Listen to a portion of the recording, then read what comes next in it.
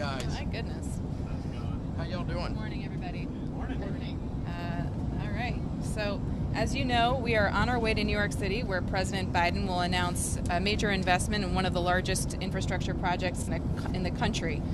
In New York, the president will be joined by New York Governor Kathy Hochul, New Jersey Governor Phil Murphy, Leader Schumer, Senator Gillibrand, Senator Booker, Senator Menendez, Mayor Adams, and Secretary of Transportation Buttigieg, as well as White House Senior Advisor and Infrastructure Implementation Coordinator Mitch Landrieu, who's here with me this morning.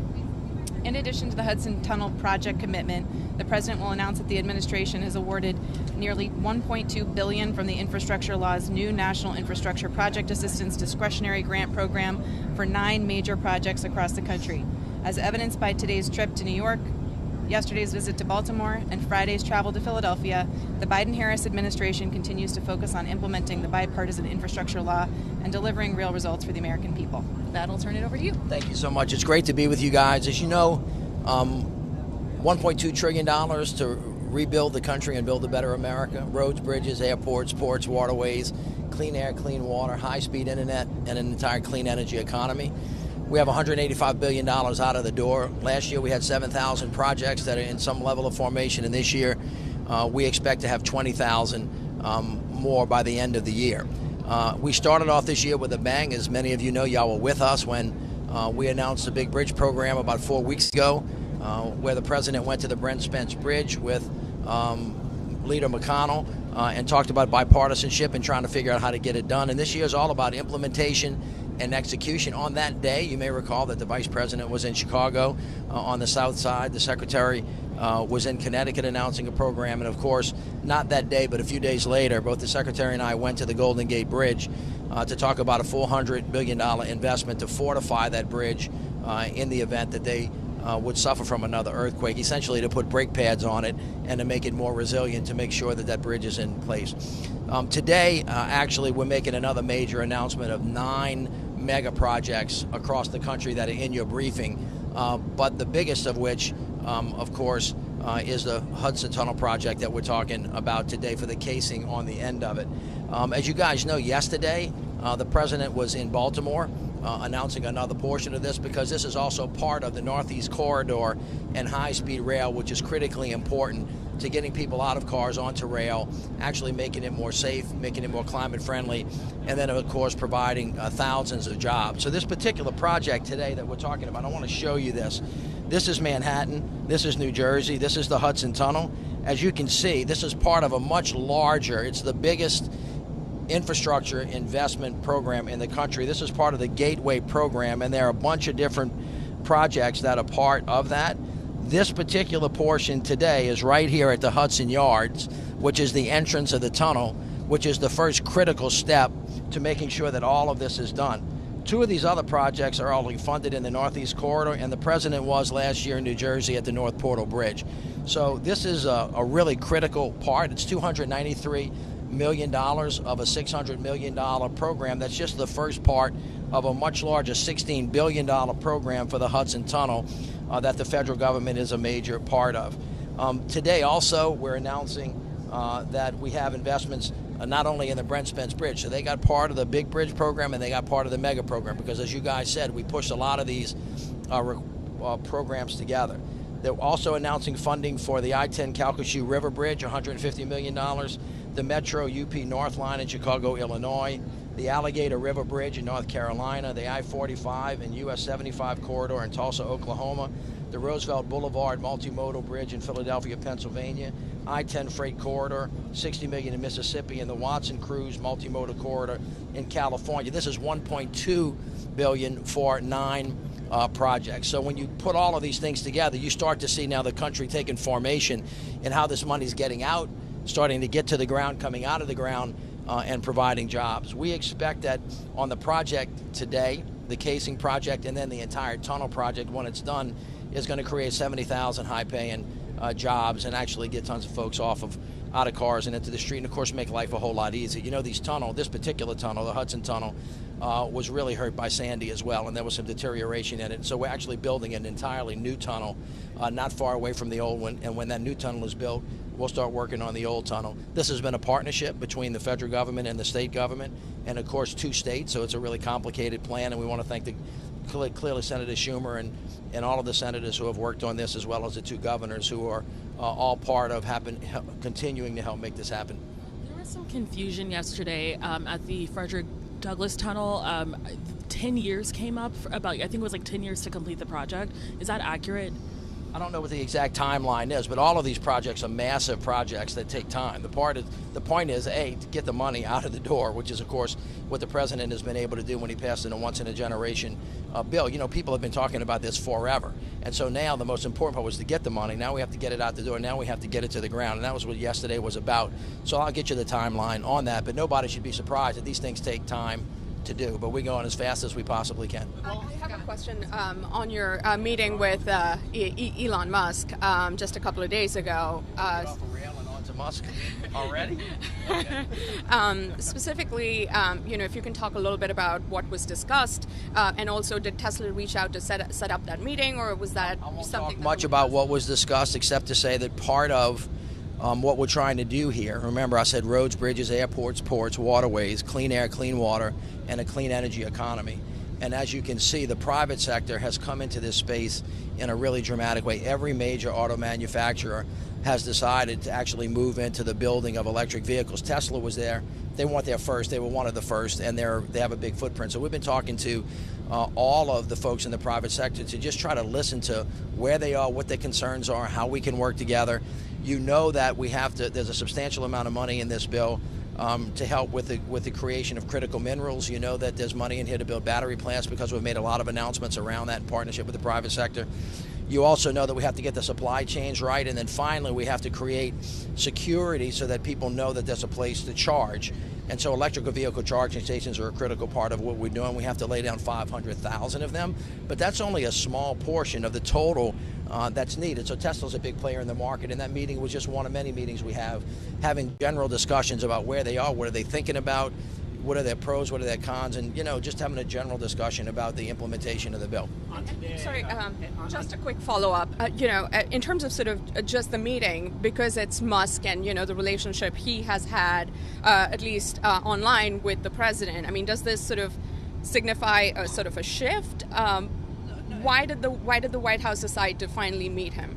Well, again, just in the course of the day-to-day work that I have to do, and the team at the White House, that's the National Security Council, the National Economic Council, and of course the climate folks, we're in constant touch with the folks that run all of these companies. So this is nothing out of the ordinary or unusual, and it is in the course and scope. You may not have been paying attention to my whereabouts the day before, but I was actually in San Francisco, and what had happened was Tesla was having an announcement the next day, a $3.6 billion investment to build an entire new plant to build the next level of batteries, and we missed each other and just said we'll catch up and if we can see each other in Washington, D.C. So it was a run-of-the-mill course of how we talk and make sure that our doors open to everybody. What's the thinking behind the timing of the intense focus on these projects this week? Like you just said, we're talking about projects that might be 10 years off because of their scope. It's a 2-year-old bill at this point. What's the reason for such a focus on these? It's a year and a half, not 2. It happened on November 15th, almost less than 2 years ago. Secondly, we have intense focus every day, all day. It's all about hurry the hell up and get it done from the president's perspective. So that's just the way we roll. We're continuing, as you know, the constant drumbeat of announcing, getting money out of the door quick. Again, you guys are aware of these. We do them every day. They're massive announcements all over the country. It's too hard for you guys to keep up with, actually. But right now, we will focus on this year about execution. So my team's job, along with the president being our leader, is to build the team, get the money out of the door, and then to tell the story. And so as we're doing that, we just want to make sure that everybody continues to stay focused. And because of the timing of the way the programs work, the notices of funding opportunities that have gone out, people applying for the grants, us being able to award the grants, and us being able to announce them, these are coming in the current course and scope of what we're doing. So this year, the first thing was the big bridge. This is the mega, and then you can expect a whole host of other announcements like this to demonstrate to the American public that we're doing the job the president asked us to do. From your perspective, doing this every day, have you seen a shift in the public awareness or appreciation of these projects as it's gotten bigger, as it's gotten? It's a myth that people don't know about these projects. If nobody knew about it, people would quit taking credit for all of them. And of course, Republicans and Democrats, especially people that voted against the bill, talk about them all the time. As Nancy Pelosi said, even those people that voted no want the dough. So I think the public is acutely aware because they drive by or they walk by them all the time. And so wherever there's a road project or a rail project going on, it is more likely than not got a substantial amount of federal funds in it because the president's commitment was to rebuild. Really simple. I'm going to use the power of my presidency to bring people together and get big things done. And this is bringing the receipts over and over and over again. And I think people pick it up and understand it. Mitch, House Republicans have talked about the need to cut spending to raise the debt limit. If spending cuts or budget caps went in place, what risk could that pose for the infrastructure projects you're talking about? Well, we'd build less.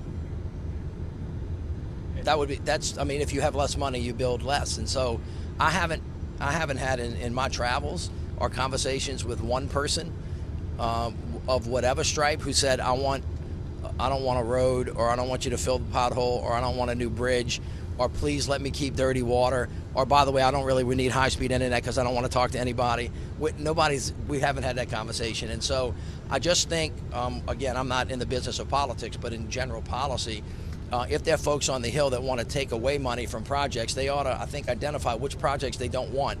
And then maybe we can have that discussion with the American people. Have you identified those projects for them in any conversation? No, I've identified the ones that they say they want it built.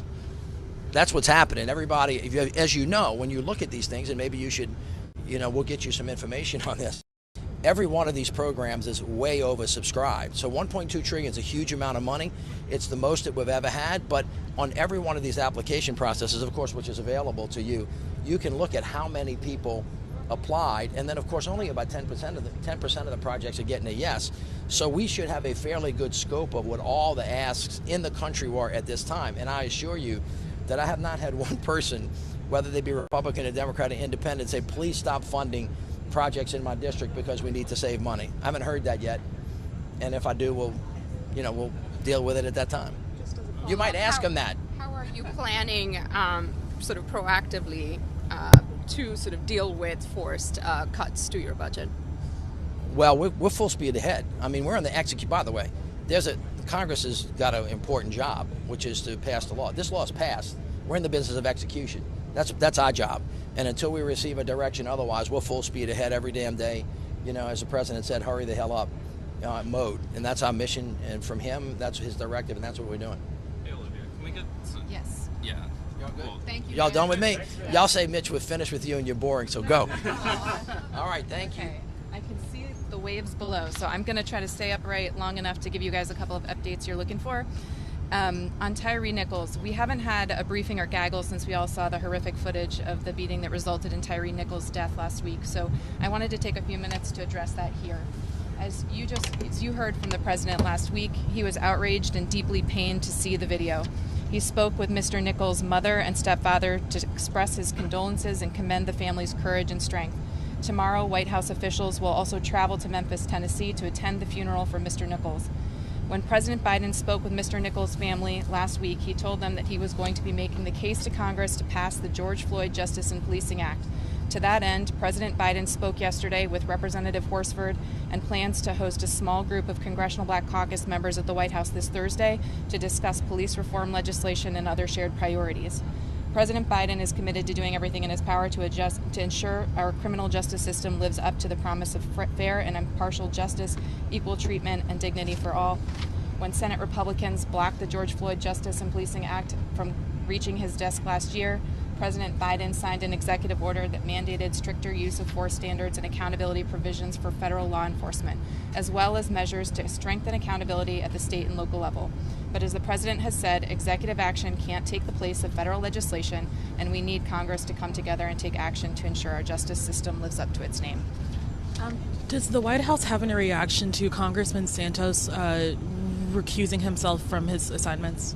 I haven't seen that news, but I'd be glad to follow up with you. Olivia, can I ask, Title 42, we've gotten kind of conflicting information on whether that'll be shut down in May when you guys lift the COVID emergency. So can you kind of walk through exactly? Look, here's the deal on this. We proposed to lift Title 42 earlier and were blocked by court orders. Extending the public health emergency 1 month to May 11th doesn't change that. We do not know when the Supreme Court will rule on this matter or when it might lift its stay. But what we do know is that unlike congressional Republicans, we have a plan to lift Title 42 in a safe and orderly way. So just to be crystal clear on that, if May comes, the Supreme Court has not acted yet, you expect Title 42 to remain in place even though you've lifted the emergency? I don't have anything additional to add. We don't know when the Supreme Court will rule on this matter or what it might say. The McCarthy meeting on Wednesday, House Republicans say they want a path toward a balanced budget.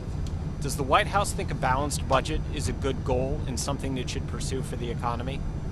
Look, let's start by let's look at what President Biden has done to reduce the deficit. The president has cut the deficit a record $1.7 trillion, the largest decline in American history.